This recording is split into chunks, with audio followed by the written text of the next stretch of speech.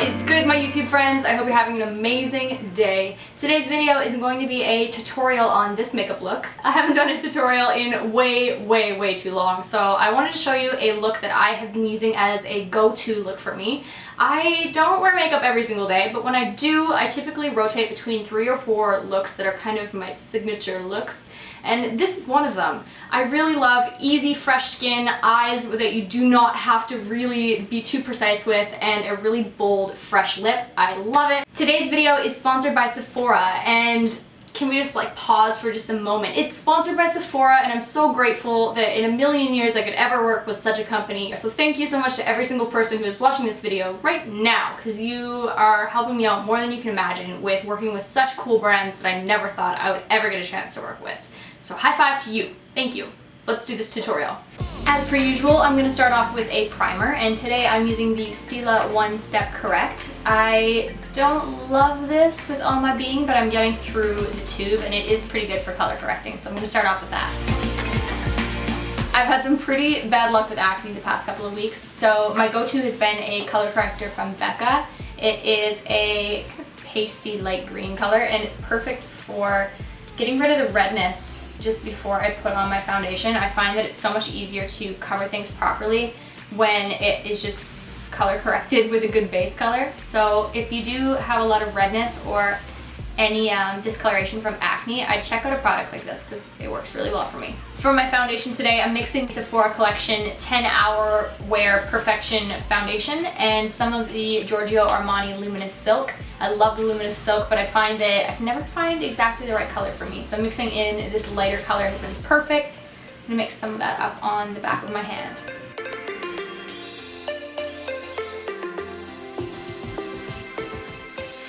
The nice thing about this foundation combo is that it is buildable, so if I do need it more in certain areas, it's not a problem.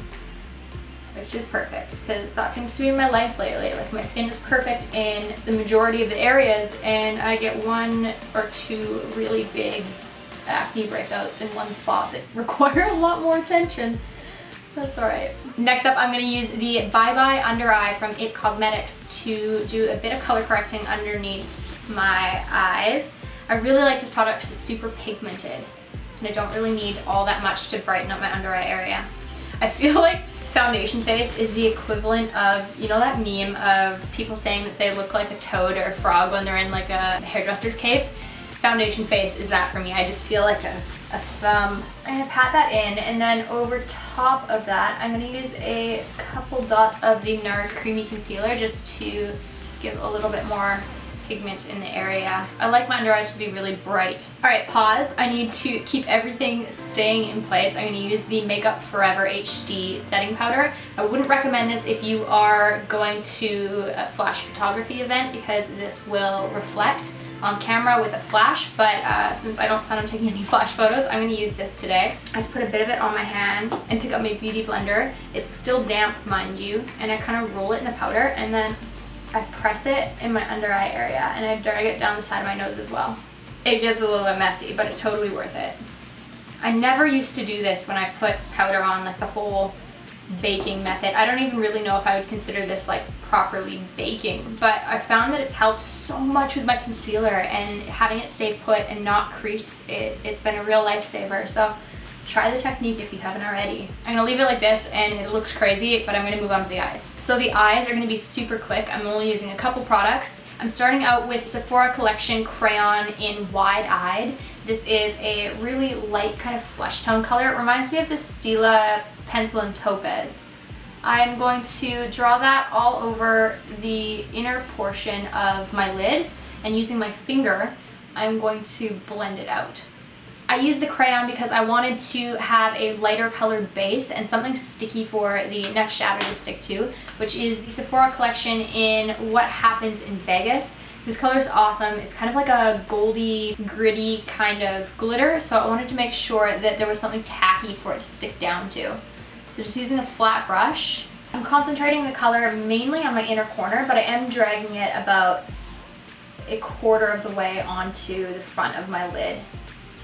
And I don't actually mind the look when I drag the sparkles just a tiny bit higher than my crease. I don't know, it's really subtle, but I like that it gives me that extra little bit of sparkle and shine in that spot, but totally up to you. Next up, I'm taking Sephora Collection Crayon in the color Taupe, and I will be tracing it along my outer lash line and slowly pulling it up a little bit towards the crease. I'm using a fluffy blending brush to blend that color out, as well as slowly drag it towards the center of my crease, just so that the color kind of starts right in here and ends at my outer corner. I'm going to do another layer, just closer to the lash line this time, just to intensify that color. Finally, I'm taking Sephora Collection Crayon in Love Affair, and I'm tracing that along my upper tight line slash waterline area. It can be a little bit messy, like I said before, just as long as you're keeping really close to your lash line. I'm going to trace that color right into the center of my eye, stopping right about there, just that outer bit, and get a good lot of product in there. And then we're going to take a smaller blending brush and move it back and forth and slowly blur that line and blend it. And when you blend these lines, start kind of in the middle so that the majority of the product doesn't get dragged to the inner corner where we've kind of kept lighter. The best part about this whole look is it does not have to be super precise. And just keep adjusting the look accordingly. If you want it to be darker, add a little bit more and keep blending. You can really go as light or as dark as you wish with this type of blendable smoky look. I'm going to take some more of that same pencil and put it up in the waterline on the upper waterline. And then I'm going to curl my lashes.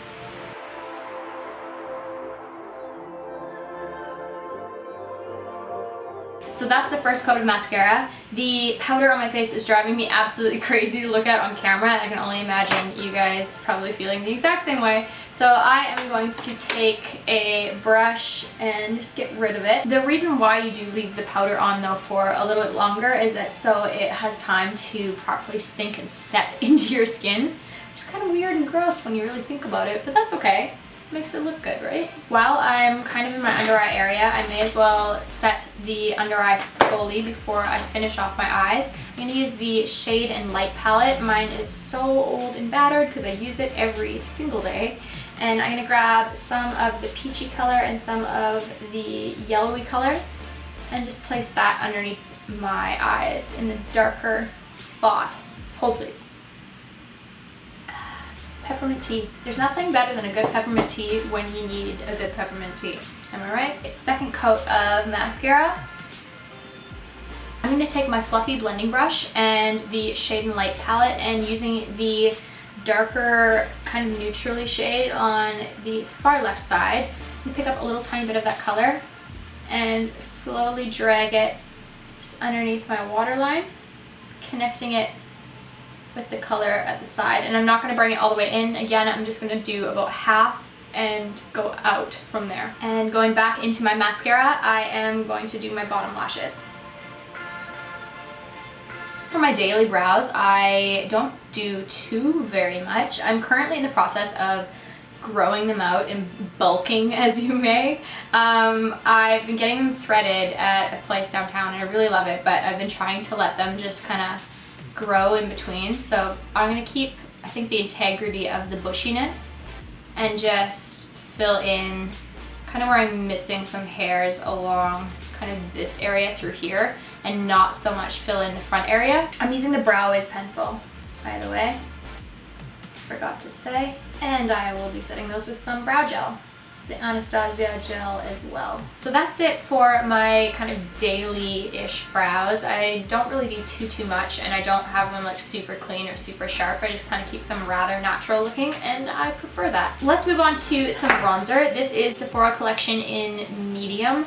I tried this for the first time the other day and I freaking loved it. It is like the prettiest glowy kind of gold reflect bronzer. Let me show you. It's like that lit from within kind of bronze look.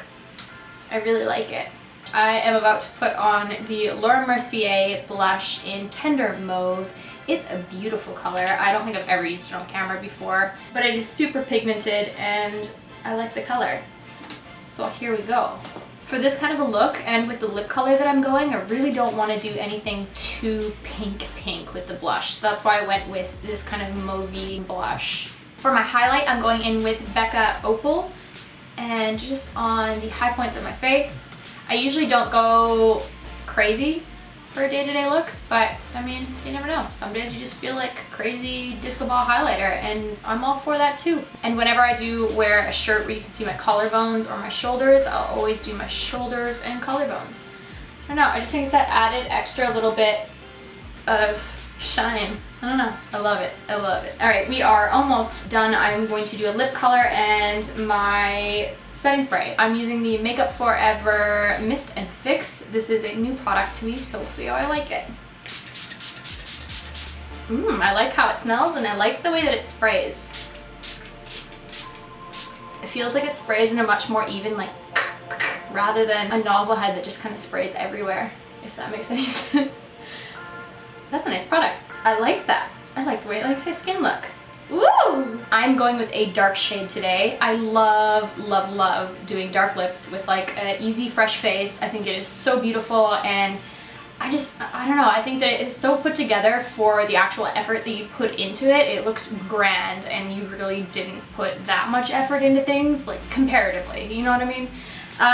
I also really enjoy the fact that the first dark lip color that I'd ever purchased, like when I first started getting into makeup, and this was probably when I was 19, 20 years old, I bought a Sephora Collection Cream Rouge in a really, really dark color. And this is just bringing back all the feels because this is a really similar color.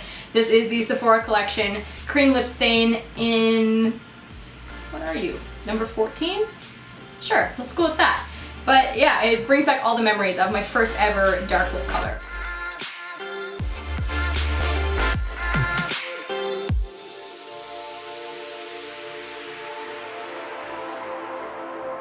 So that is my completed look. I really, really love this look. It's so simple to do in the morning, and I love that I don't have to be precise. I hope that you guys enjoyed today's tutorial and learned something new or found a new product to try out. Don't forget to check out Sephora Collection products. I will leave which ones I used today down in the info box for you.